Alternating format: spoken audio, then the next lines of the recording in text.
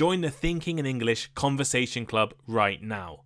For just $2 a week, you can join with other English learners, practice speaking, have conversations, enjoy yourself, and use new vocabulary. We run conversation clubs every Tuesday and Thursday at 12 p.m, 6 p.m, and 9 p.m. UK time. So there's no excuse. You can join, and you should join right now. Join the Thinking in English Conversation Club, link in the description. Hello, I'm Tom Wilkinson and welcome to the Thinking in English podcast, a podcast for intermediate to advanced level English learners. Today, let's discuss the history of Valentine's Day. How did the holiday transform from a Roman festival to a Christian holiday to the International Day of Love? Let's discuss this while learning some new English vocabulary. You can listen to the full transcript of today's episode for free over on the Thinking in English blog. Click the link in the description. Check out my YouTube channel and my Instagram page, both called Thinking in English Podcast. Leave me a like, rating or review wherever you are listening right now. And subscribe to me on Patreon to join my conversation club.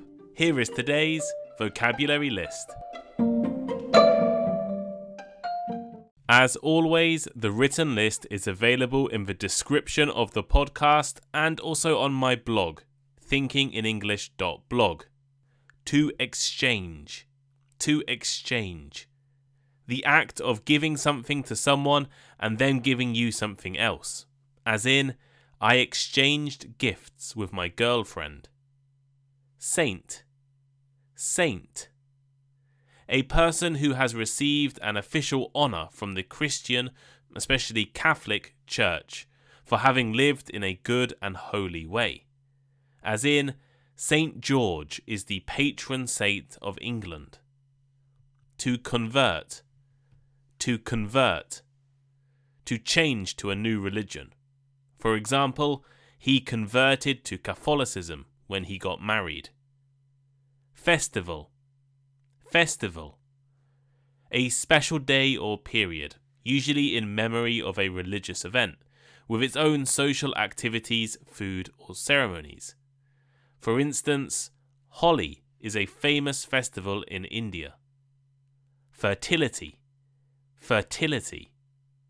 The quality of being able to produce young or fruit. For example, she began fertility treatment at the clinic 3 years ago. To commercialize. To commercialize. To develop or organize something in order to make as much money as possible. As in, Christmas is now a commercialized holiday. Affection. Affection. A feeling of liking for a person or a place.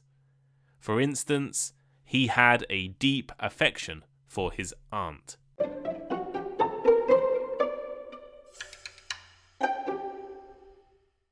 On February 14th, millions of people around the world will celebrate Valentine's Day, a holiday associated with love, romance and relationships. Couples exchange gifts and cards to express their love and feelings for their partners. Today, we understand Valentine's Day through images of hearts, flowers, cupids and chocolates. But has it always been this way? Like all holidays, the past is not necessarily similar to the present. The origins of Valentine's Day are unclear. There are various different stories and legends. We don't have a certain understanding of how the holiday developed into the modern day. In fact, it's not even clear who St Valentine was. There are at least 2 different stories it could refer to.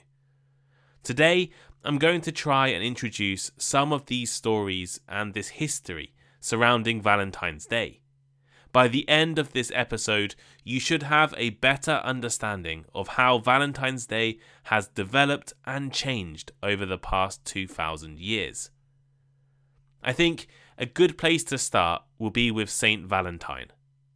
Valentine's Day is a Christian holiday named after St Valentine. But who was St Valentine? The honest answer is we don't really know. There is no clear answer to who St Valentine was, or why he became associated with love. Our records of early Christian saints are not perfect, and this means we can't be certain about the origin of the stories, legends, and origins of Valentine's Day. One of the most famous stories is that Valentine could have been a Roman priest who performed secret Christian weddings at a time when Christianity was being persecuted in ancient Rome. He apparently healed a blind girl, was executed for his beliefs on February 14th, and signed his final note before his death, "From your Valentine." Others suggest that another saint called Valentine, who was the Bishop of Terni, also performed secret weddings and was also executed on February 14th. This Valentine was also said to heal a sick child, this time a boy, and refused to convert to paganism, the old Roman religion. The fact that there are two different possibilities to be the Valentine from Valentine's Day has puzzled people for years. Valentine was a common name in ancient Rome, and there are hundreds of stories about early Christian saints called Valentine. While the definition of a saint varies between different Christian groups, in broad terms, a saint is someone who has died and been officially recognized and honored by the Christian Church, because his or her life was a perfect example of the way Christians should live. There are early stories about Valentines being executed on February 14th, but the first written records we have date from about 500 years after the executions would have taken place. This makes it almost impossible to know exactly what happened. Moreover, two Valentines I mentioned earlier have very suspicious stories because they are so similar. They both were said to be executed on February 14th. They both healed children, and they both were imprisoned for their beliefs and actions. Could these two Valentines be the same person? It's very possible. Or perhaps someone got confused and borrowed details about each person. One thing we do know, however, is that in the early stories about the Valentines and their lives, there is no mention of love. Nothing was written about secret marriages or last-minute love letters. All of this was likely a later invention or addition to the legend of Valentine's Day. So to summarize, we don't exactly know who St. Valentine was, and we don't know if he was connected to love and romance when he was alive. Okay, so if St. Valentine was not necessarily associated with love and romance, how did Valentine's Day develop? How did Valentine's Day start? Well, while some people suggest that Valentine's Day is celebrated in the middle of February in honor of the day St. Valentine was executed, the origins are probably a little bit different. Many Christian holidays, including Christmas and Easter, were placed during certain months or times of the year to replace earlier Roman pagan festivals. If you are converting religion, it is much easier to change religion if you can keep the same holidays. You just change the celebration. And that's what the early Christians did. They placed Christian holidays on the same day or at the same time of the year as their already existing holidays. In the middle of February, the Romans celebrated a festival called Lupercalia. Lupercalia was a festival dedicated to the Roman god of agriculture, Faunus, and was dedicated to fertility and the founders of Rome. The celebrations of Lupercalia were very different to modern-day Valentine's Day. Roman priests would sacrifice a goat, cut its skin into strips, and then walk through the streets of the city. As they walked, they would slap women and crop fields with the skin, as it was believed that touching the goat skin would make both women and the crops more fertile. According to legend, the women of Rome would then look for marriage partners. This festival was eventually banned after Rome became Christian. At the end of the 5th century, Pope Gelasius continued the tradition of having a festival in the middle of February by declaring a holiday on the 14th, St Valentine's Day. Love and romance, however, were not associated with this day. Valentine's Day was not a day for couples or to celebrate love until much later. Early Valentine's Day was a Christian feast holiday in the middle of February. Modern Valentine's Day is a celebration of love, romance, and relationships. How did this happen? Well, in the year 1375, the English poet Geoffrey Chaucer wrote a line in his poem Parliament of Fools. For this was sent on St Valentine's Day, when every fowl cometh there to choose his mate. Now, this may seem like an insignificant line, but it is the first written record of Valentine's Day being connected with love or romance. It is referencing a belief in England and France at the time that the birds' mating seasons started on February 14th, and this belief led to an association between love and St. Valentine's Day. Love was a key feature of medieval poetry and literature. Poets and writers of the period wrote endlessly about love and courtship, and Valentine's Day was a day that they could associate with relationships and feelings. Their characters could express their love on Valentine's Day. And other writers followed Chaucer's lead by connecting St. Valentine's Day to romance. Shakespeare, for example, wrote the lines, "Tomorrow is St. Valentine's Day, all in the morning betime, and I am made at your window to be your Valentine." And he wrote this in Hamlet.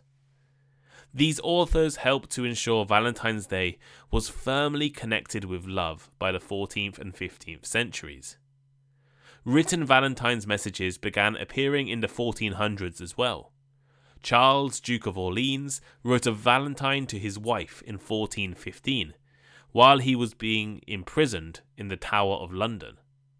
And King Henry V hired writers to write Valentine notes to his wife. So, how did modern Valentine's Day develop? Well, by the 1700s, people in the UK were known to exchange Valentine's gifts and notes on February 14th. The holiday spread through the whole country and through all social classes. Printed cards became available in the 1900s, and with cheap postage prices, a card was a convenient way to let someone know how you feel about them. The Industrial Revolution powered the commercialization of Valentine's Day. Factories could mass produce cards and gifts, and we could send them easily across the world. As the day was featured in more books, TV shows, and movies, it became even more widely celebrated. One of the biggest proponents of Valentine's Day was, and still is, Hallmark Cards, who began marketing and mass-producing Valentines in 1913, and have been key to pushing the holiday as mainstream in the USA ever since. Today, Valentine's Day is a highly commercialized holiday. More than celebrating love, it is about buying expensive jewelry, gifts, and flowers to demonstrate your love to your partner. Hopefully now you understand how Valentine's Day evolved from a Roman pagan fertility festival to a Christian feast day, to a celebration of love, and finally to the modern commercialized holiday. But how about the symbols and images of Valentine's Day? How did these become associated with the holiday? For example, the heart is the most iconic symbol of Valentine's Day, representing love and affection. Today, this is obvious and everyone knows it, but it hasn't always been. If you really think about it, we know today that love is a feeling created in the brain, not in the heart. But in the Middle Ages, the heart shape became associated with romantic love, and since then it has become ubiquitous. You've probably seen images of Cupid before, a naked cherub firing arrows of love at people. Cupid is a Roman god who was borrowed by the Romans from the Greek god of love, called Eros. As a god of love, it makes sense he is associated with Valentine's Day. Although he is not a Christian god, which might be a little strange. And as I mentioned earlier, love letters have been part of Valentine's Day celebrations for hundreds of years. Today, much of this letter writing has been replaced by cards. Red roses are seen as a symbol of passionate love, and chocolate has become another common gift. All of these are images associated with Valentine's Day today.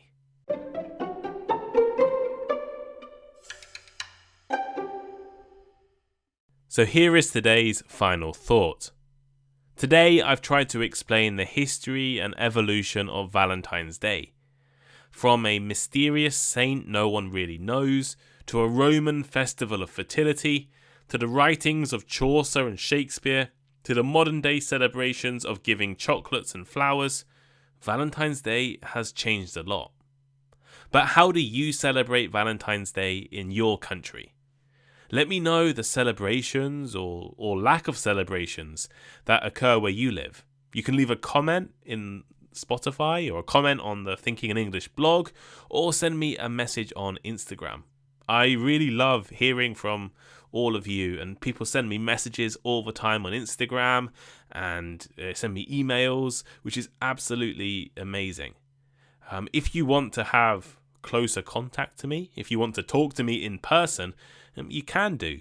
I have a Discord community, I have a Patreon, and I do weekly conversation clubs. Actually, we do 6 a week conversation clubs. So if you want to have the chance to speak with me and have me join in your conversations, you can do. Just join the Patreon, sign up. It's an excellent opportunity for you to practice speaking in English, practice communication skills, develop confidence. And actually, that's the most important part. I am a big believer that confidence is the most important communication skill. You can not know much vocabulary or not know much grammar, but if you're confident, you can have a conversation. And confidence is something that people don't practice enough. And the conversation club is an excellent way to improve your confidence. So if you're interested in talking with me and having more interactions with me and other English teachers and other Thinking in English learners, and joining a big community of people, organising study groups and chat rooms about movies and exam preparation and playing games together, join the Thinking in English community. Join the conversation clubs. The link is in the description. Also, go and check out my YouTube page and my Instagram page, and leave me a rating. If you're on Apple, go and leave me a written review and a 5-star rating. Really appreciate it. For a long time, I didn't have any Apple reviews. And in the last few weeks, I've been getting so many incredibly lovely ratings and reviews over on Apple. So please go and leave me another written review. I have email alerts on my phone. So once a day, I get an email from a company which tells me my charts, places in the Apple charts and things like that. But the first thing it says is any review that I've got for the day. So please go and leave me a nice review, and I will definitely read it because it tells me it on my phone about 7 p.m. in the evening every day. And if you listen on Spotify, give me a 5-star rating. I'm currently about 4,700 ratings, 5-star ratings on Spotify, which is amazing. I'm one of the highest rated English podcasts, I think. My ambition is to be the most rated, right? My ambition is to be the highest rated highest rated English podcast. Definitely advanced, intermediate level podcast. So go and rate me on Spotify as well. So sorry if my voice was a little different in this episode as well. I've had a cold recently, and I kind of rushed this episode at the last minute. So sorry about that. I wasn't able to record because I was sick. So yeah, hopefully the next episode my voice will be back to normal. I won't be quite as tired, or my nose won't be as blocked. But thank you for listening. If you're still listening right now, that's amazing. And I will see you all next time. Goodbye.